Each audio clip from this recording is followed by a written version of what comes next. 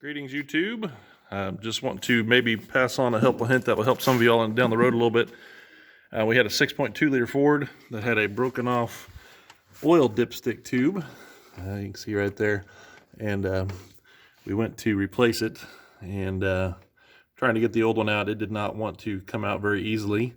So we decided to do a little bit of a bush fix. We'd seen this before, but I hadn't seen a video made on it. I just want to share what we did for a repair.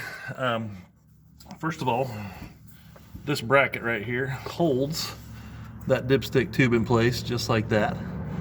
And what we did, first of all, this tube was broken directly at this bracket.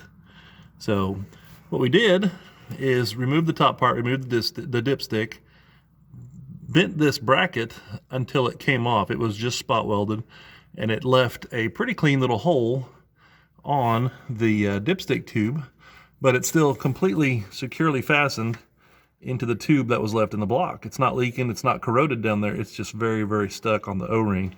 So all we did, found some proper sized rubber tubing or rubber hose from O'Reilly's, and found a way to cleaned up the tube a little bit, put some hose clamps on it and slid that piece of hose in between the two pieces. And it is not a 100% repair, but this is for sure a usable repair, and maybe it will save you all some frustration if you've got one of these 6.2 Fords or maybe even an older Triton or a V10 or something. But anyway, this truck will be back on the road now. Doesn't have any issues, and it's got 170,000 miles on it right now. And 6.2 liter is an absolute great engine, and very, very proud of how this truck has ran for its whole life. But it is back in service now, and hope that maybe helps you out a little bit. Thanks for watching.